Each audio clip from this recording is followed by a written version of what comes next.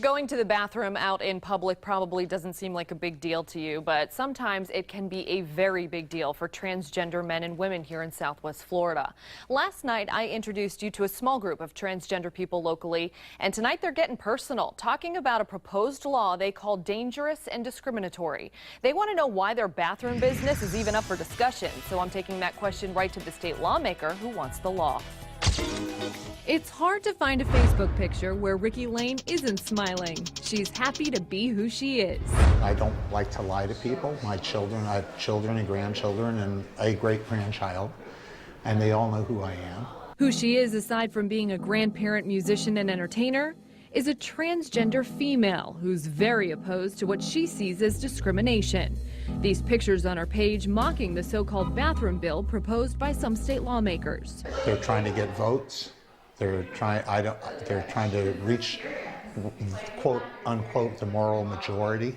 The technical name is Single-Sex Public Facility Bill, sponsored by Republican Representative Frank Artiles of Miami. It would make it a crime for some people to use the bathroom where they feel most comfortable. So basically, if you were born a girl, you'd have to use the ladies' room. Born a male, you'd have to use the men's room.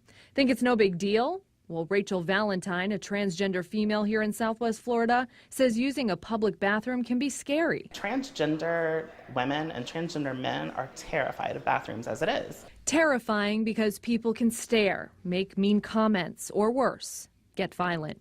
She invited a group of friends over her house to talk with me about the bill that Rachel says could force her to use the men's room. And she says a lot of men might not react well to that. Do you know what would happen to me? Especially, I mean, there are a lot of open-minded places. Florida and Southwest Florida is not that place. Why would they want to do that?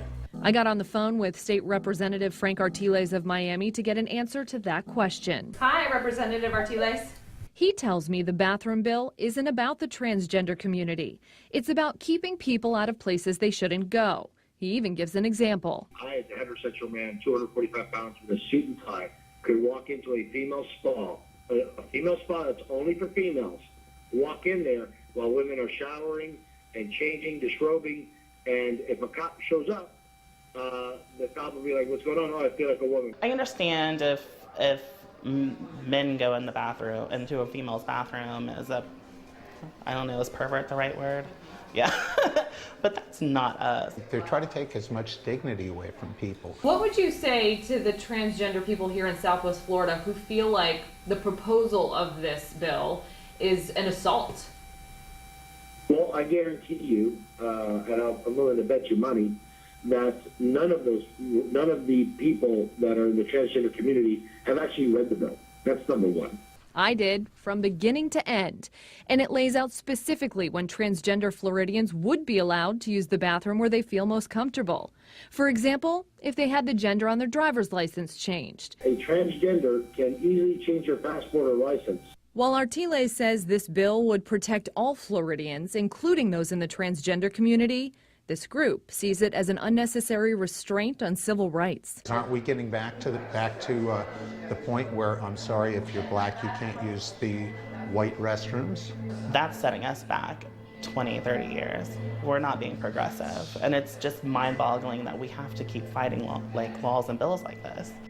Now, the proposed bill does not just apply to bathrooms either, but locker rooms and dressing rooms. It was not passed this legislative session, but Artiles says he will resubmit the very same bill next year. Now we want your take on all of this. What do you think about this proposed bathroom bill in Florida? Call or text us with your thoughts on it. It's 206-FOX-4, or you can email us news@fox4now.com.